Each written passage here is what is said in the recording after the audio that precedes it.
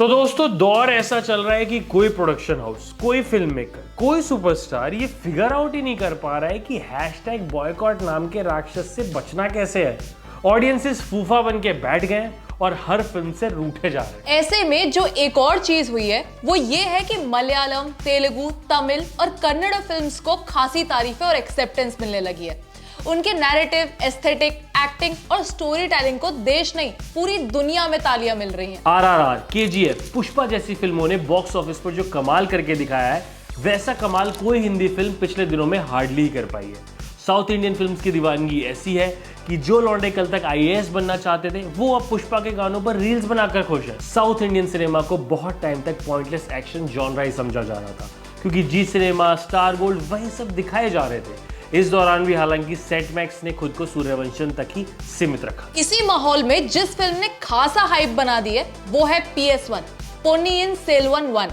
South India को लेकर जो हिंदी स्पीकिंग इंडिया का इग्नोरेंस रहा है उसके बावजूद मणि रत्नम ने कमाल की कहानियां लगातार डिलीवर की हैं।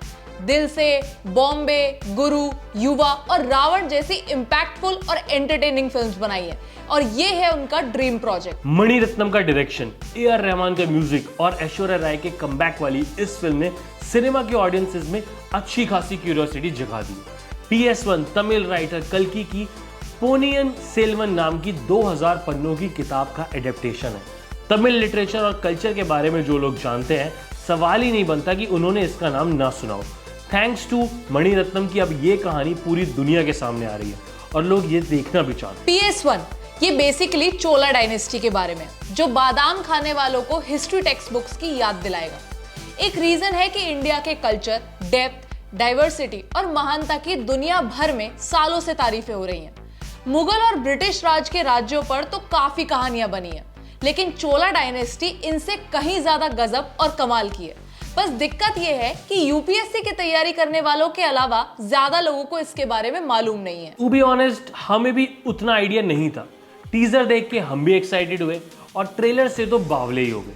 हमें लगा कि चोलास के बारे में और जानना तो चाहिए और सबको बताना भी चाहिए। ये वीडियो उन्हीं के बारे में है तो गौर से सुनो।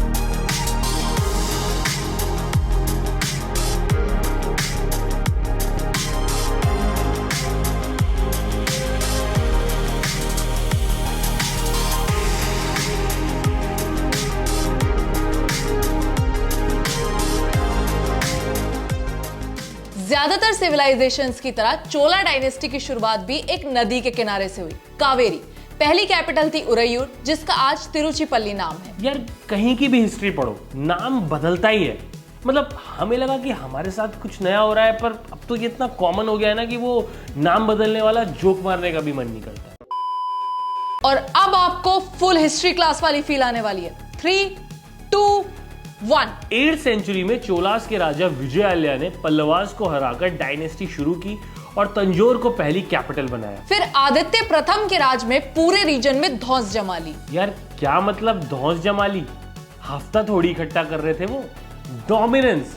डोमिनेंस एस्टेब्लिश की उन्होंने। ये बस 3-4 वर्ड सीख लिए रिसर्च में, अब पूरी वीडियो में वही चिपकाएंगे। खैर 10th सेंचुरी तक चोलास फॉर्म में आ गए थे। परंतका प्रथम ने सिंहलीज को हरा दिया, चोलास और पांड्यास को यूनाइट कर दिया और राष्ट्रकूटास से नेल्लोर भी ले लिया। ये हमारे नामों के साथ क्यों खेल गए यार अंग्रेज?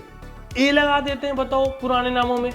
बचपन से राम राम बोलते आ रहे हैं, राम राम लिखते आ रहे हैं, राम राम पढ़ते आ रहे हैं। एक दिन इंग्लिश में उन्होंने राम का रामा कर दिया। कोई सेंस है इस बात की? अगले राजा को तो मैं चोलास का तेंदुलकर बोलती हूँ, राजा प्रथम।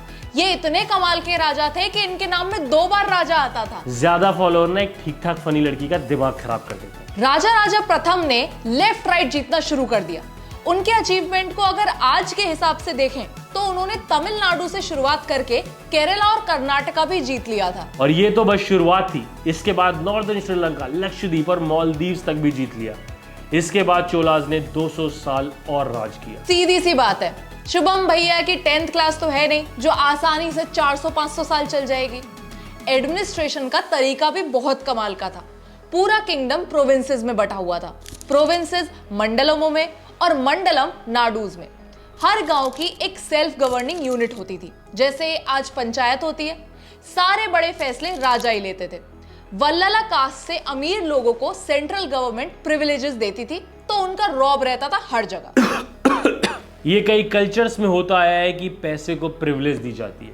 ये जिस भी रीजन से शुरू हुआ हो, ये क्लियरली अनफेयर है। Fortunate for some and unfortunate for many, ये आज भी हो रहा है। हर डायनेस्टी अपनी छाप आने वाली सदियों के लिए छोड़ना ही चाहती है और ये करने के कई तरीके हैं। किताबें, आर्किटेक्चर, पोएट्री, बेसिकली हर तरह का आर्ट। वैसे आजकल हर चीज का नाम अपने नाम पे रख देना भी लग तो आर्ट जैसा ही रहा है। चोलाज ने छाप छोड़ी आर्किटेक्चर में, मेनली मंदिरों के थ्रू। उस टाइम पे मंदिर सिर्फ पास होने की भीख मांगने, अपने पाप धोने या शादी करवाने के लिए नहीं थे। जहां मंदिर बनते थे उसी के इर्द गिर्द एक शहर बनना शुरू हो जाता था। चोलाज ने कावेरी नदी के किनारे बहुत सारे शिव मंदिर बनवाए। 2 गजब के मंदिर, दोनों का नाम बृहदेश्वरा। पहला बृहदेश्वरा बनवाया तेंदुलकर यानी राजा राजा प्रथम ने 1010 में। बहुत खूबसूरत कारीगरी, दुनिया का सबसे ऊंचा टेंपल टावर और 20 टन के एक ही पत्थर से नंदी का स्टैचू बनवा दिया। मैं तो वैसे उस टाइम पे दुनिया में था नहीं, पर ये सब सुन पढ़ के लगता है कि वो टाइम कितना सही था। दूसरा बृहदेश्वरा बनवाया राजा राजा के बेटे राजेंद्र प्रथम ने, क्योंकि उन्होंने कैपिटल चेंज कर दी, थंजावुर से गंगीकोंडा चोलापुरम। ये करी ना बड़ी बात, नाम तो बच्चे बदलते हैं, राजा साहब ने कैपिटल ही बदल दी। इन्होंने भी 55 मीटर लंबा टावर बनवाया। चाहते तो लंबा भी बनवा सकते थे, पर नहीं बनवाया क्योंकि पापा की इतनी इज्जत करते थे कि उनसे लंबा टावर बनवाना ही नहीं चाहते थे।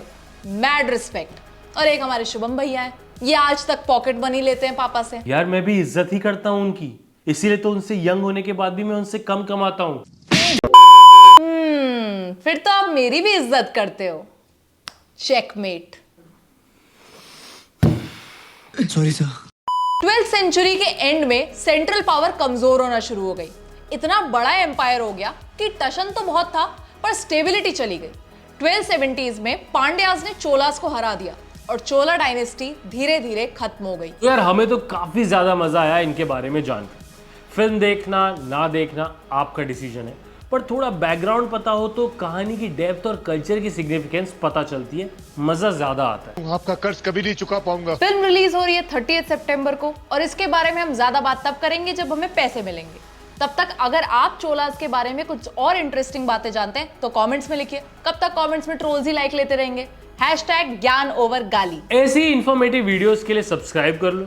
हम जिज्ञासु हो चुके हैं, आपको भी बना। तो मिलते हैं आपसे नेक्स्ट वीडियो में, तब तक लाइक, कमेंट, सब्सक्राइब, शेयर।